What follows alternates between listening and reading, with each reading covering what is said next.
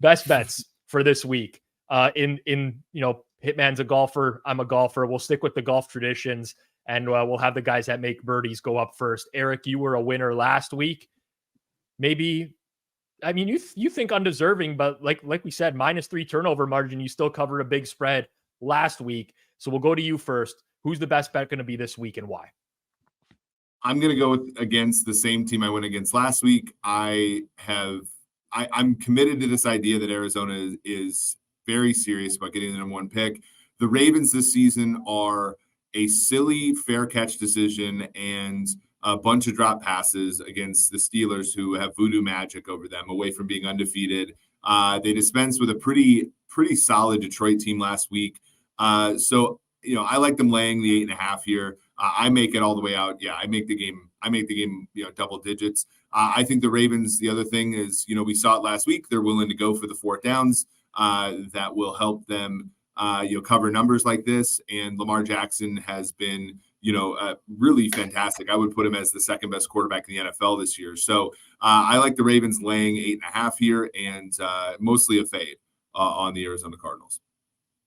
All right. I also won my best bet last week with the Eagles on Sunday Night Football. So I'm going to go up here second. You may have noticed earlier that I didn't give too many thoughts when we broke down the Carolina and Houston game, but I like the Panthers quite a bit this week at +3, -109. I think that's good to +3, -120. And as it stands right now, I have an edge on the Panthers regardless. If I'm just using metrics from pre-bye, I still would play the Panthers at this number, but I'm actually more optimistic for the Panthers going forwards. Obviously, the offensive coordinator, Thomas Brown, taking over play calling duties. I think that's big. I think Frank Reich is kind of a dinosaur at this point. There's not a lot of pre-snap motion. His wide receivers have had struggle separating on the outside. I think a lot of it is schematic. So coming out of this bye, I expect to upgrade the Carolina Panthers offense. Hitman made a very good point in his breakdown of the game. But when we're trying to identify value on teams, well, look at Carolina, their last 4 games prior to the bye. They played Miami, Detroit, Minnesota, Seattle. Those are 4 solid teams, in my opinion. They're all consistently above average success rates on offense. That's going to make their Carolina defense look a lot worse than it actually is.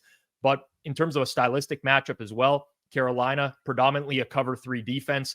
CJ Stroud has been very good this year, but if you look at his numbers, the only splits that he has that are not above average from an EPA point of view have come against cover 3 as well. So I think there's an opportunity for success for the Panthers defense here. Ultimately, I can't get to the number. Give me Carolina +3, going with the team that I can't stand as the best bet this week. Hitman, the 1-game winning streak was short-lived, but we can always start another winning streak. And that winning streak starts now. Who's it going to be and why? You got me motivated and ready to run through a wall, Rob. Thank you. We're going to go with the Atlanta Falcons -2.5. We talk a lot about the Mike Vrabel voodoo and everything, but the Titans, remember, they lost 7 straight games to end 2022. They're now 2-11 their last 13 games. This is just a really bad roster and a bad team. And we got to see after that Kevin Byard trade, a lot of people talking about are they tanking and everything? Well, obviously the players on the field aren't tanking, but organizationally, it just seems like a team that's looking to see what they have going into the future, going with what was their 3rd string quarterback in Will Levis over Malik Willis. Just another sign that they're looking to see what they have in some of the young guys. I don't think it's a stretch to say that with Ryan Tannehill out, the Titans are probably the league's worst offense. Levis in the preseason had a 46 PFF grade. He had 2 turnover-worthy plays in 19 snaps. He took 4 sacks. Titans have the league's worst offensive line to go along with him. Their one weapon in the passing game, DeAndre Hopkins, going to be covered by a corner that does shadow opposing receivers in A.J. Terrell. And then you look at the Titans' defensive regression. Opponents have scored on 45% of their drives against the Titans this year, the 3rd highest rate in the league. Desmond Ridder has looked significantly better in the past few weeks than what he looked early in the season when we thought he was going to be benched for Taylor Heineke. So I made this game 3. So I think that there's value on the Falcons -2.5. All right, Hitman going at the Falcons, and definitely never trust anyone that puts mayonnaise in their coffee like Will Levis does. Cannot think of something that is. I know that's a German tradition, Suma. So I don't want to make fun of it too much, but mayo in the coffee never did it for me. All right, let's end it off with you, Suma. Cowboys and Rams. You like a side in this game? Who's it going to be and why? Yes, I like the Rams. I like Payne going against the Rams again, going against Right Angle Sports here. I just cannot get to this number. I'm pretty much more down on the Cowboys than I was in a recent weeks. And I also think that the performances of the Chargers and the Niners recently somehow tell us something about the Cowboys.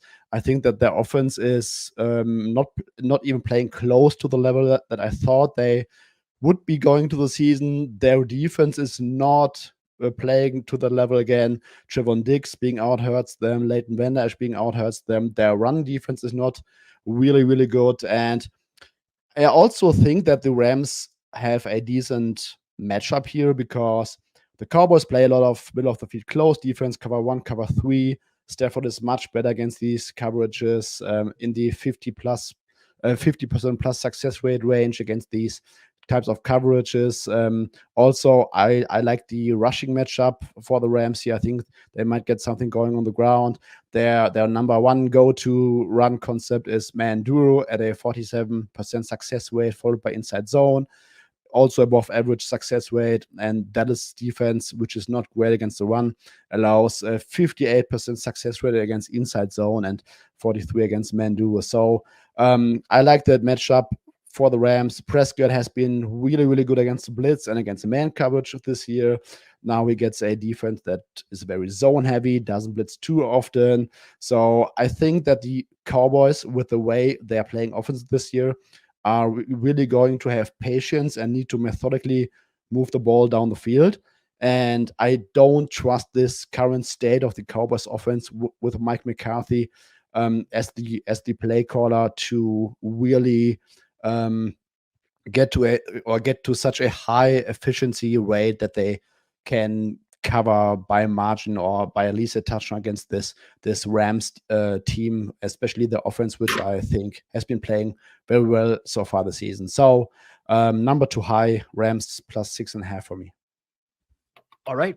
That's going to do it for this week's best bets here on Forward Progress. A reminder to everyone, if you're not subscribed here to Forward Progress, hit that subscribe button down below. Click that bell to set notifications. You'll get notified when we go live every single day with content throughout the week.